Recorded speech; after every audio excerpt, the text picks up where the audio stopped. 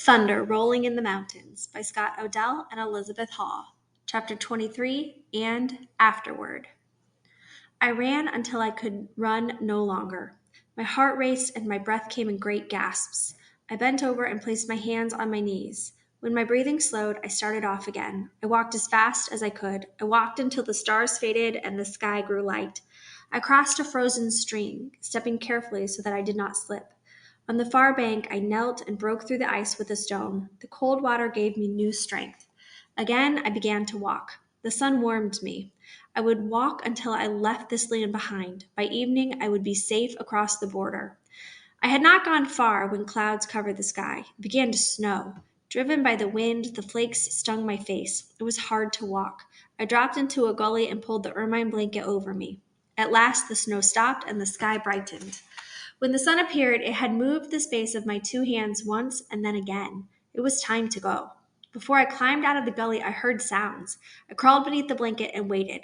Quietly, I loaded my rifle. Then I lay still, hardly daring to breathe.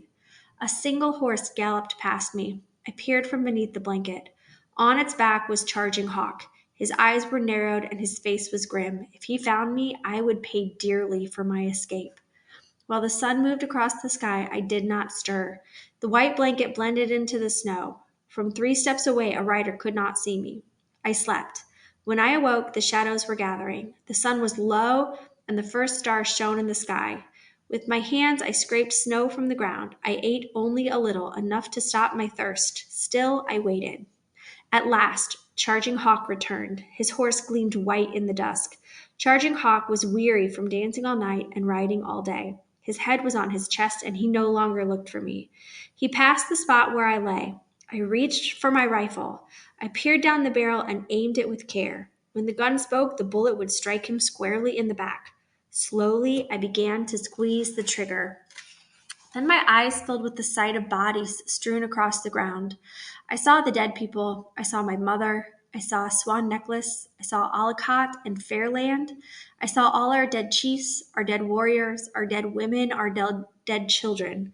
I saw the dead bluecoats. I saw them as surely as I saw them at Big Hole and at Bear Paws.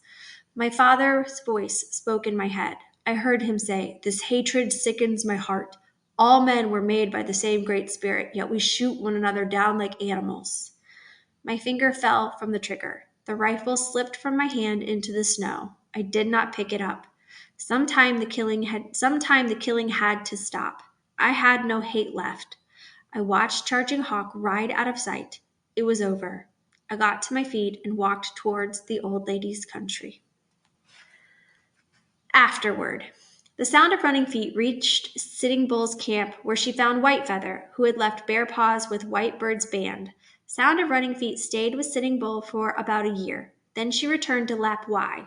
There she took the name Sarah and married George Moses, another Nemeepoo who lived on the reservation.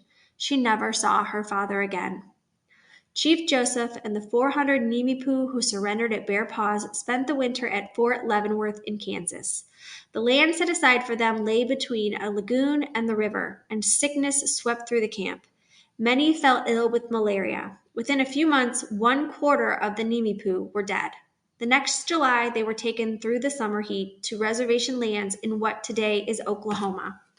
The U.S. Army had stripped the Nemeepoo of their only source of wealth, their horses, and so they lived in poverty. Nearly 50 more died in the heat of what the Nemeepoo called Ikishpa, the hot place. A year later, the Nemeepoo were moved to another part of Oklahoma, where they spent 6 years under terrible conditions. Housing was inadequate and medicine virtually non-existent. Almost every baby born during these 6 years died. By now, most of the children were dead, including Bending Willow. Not until 1885 did any of the Nemeepoo return to the Lapwai Reservation in Idaho. That spring, all who were willing to become Christians were allowed to return, but Chief Joseph, along with other Nemeepoo who refused to embrace a religion they felt had betrayed them, was sent to the Colville Reservation in eastern Washington state. Joseph would never again see the snowy peaks, the blue lake, and the green meadows of Wallowa. He spent the rest of his life at Colville. When he died in 1904, the doctor listed the cause of death as a broken heart.